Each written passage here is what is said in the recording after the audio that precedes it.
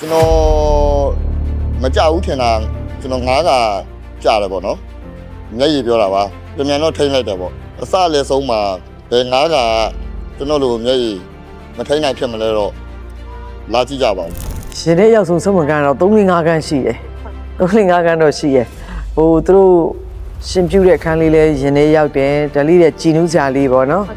နော်အသိရဲ့ဘွားရုံးကန်ပုံလေးသူမင်္ဂလာဆောင်တဲ့ချိန်လေးမှာလာကြည့်တာလေးတွေနောက်ဝိတ်ဆုံးခန်းလေးတွေပေါ့အဲ့ဒီခန်းလေးတွေကတော့တကယ်ကိုရှင်ထဲမှာထိခိုက်နာကျင်ရပါတယ်ကိုနေတော့အများကြီးပြောကြရမလို့အောင်အရန်တော်တဲ့လူပညာရှင်ပြောလေသူကလုံးဝချိန်တာပေါ့နော်ကားတိုင်းလို့သူကမတူဆိုတော့သူအခုလည်းဒီအသိန်းဆက်ကောင်ကကိုနေတိုးဆိုတဲ့အမျိုးကြီးမှာဟို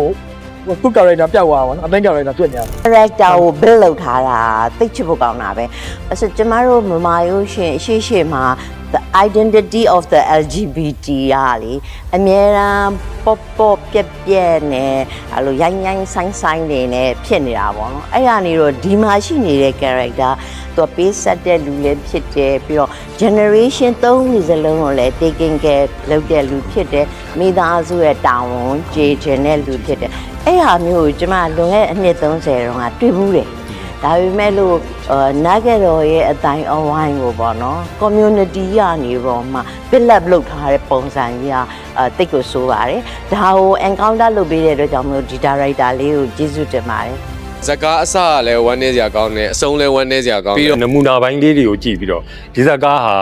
အနည်းဆုံးအကယ်ဒမီ3ခုလောက်ရမယ်ပုံနေတိုးကိုကိုယ်တိုင်လည်းအကယ်ဒမီရမယ်လို့ဆရာမျှော်လင့်ထားပါတယ်ရင်ကုန်ထားပါတယ်စလည်းဆုံးအားလုံးဆွဲခေါ်သွားတယ်လို့ကျွန်တော်ခံစားရတယ်ပေါ့နော်အဲ့တော့ကျွန်တော် script ကိုလည်းချီးကျူးတယ်ဟို directing ဘိုင်းတွေလည်းချီးကျူးတယ် art director လည်းချီးကျူးတယ်ပြီးတော့ပါဝင်ကြတဲ့သူတွေအားလုံးကိုလည်းအကုန်လုံးစိစက်ဆုံးတယ်ဟို community တခုကိုစောင့်ရှောက်တယ်ဆိုတာကိုပေါ်အောင်လေပြနိုင်တာနောက်ကိုနေတိုးကလည်း item တွေကလေကျမတို့မှာဟို entry and exit ဆိုတာရှိရယ်အဲ့အရာတွေကို emotion တိုင်းကို smooth ဖြစ်အောင်လုပ်ပေးသွားတယ် character arc ထဲမှာနေတာတော့တွေ့ရတဲ့အတွက်ကြောင့်မလို့မှကျေးဇူးတင်တယ်နောက်ဟို setting ကိုလေစောက်ပေးတဲ့လူတွေ props တွေ dress တွေပေါ့နော်အဲ့ makeup တွေပါတွေကလည်းတော်တယ်လို့ပြောရမှာပဲကျမတို့ဒီကားဟာ culture related ဖြစ်တဲ့ရုပ်ရှင်ပွဲတော်တွေပြီးတော့ဟို LGBT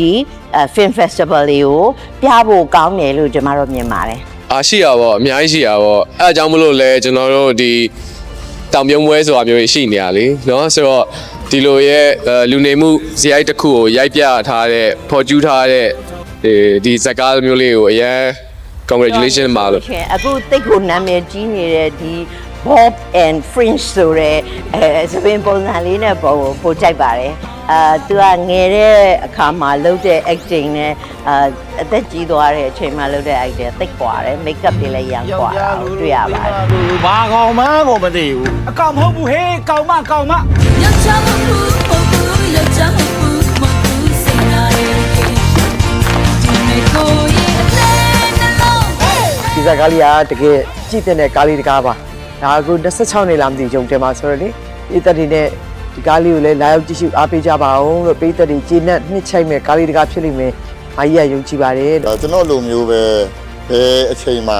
စိုးမှလဲဆိုတာကျွန်တော်ပြောတာမယုံဘူးဆိုလို့ရှိရင်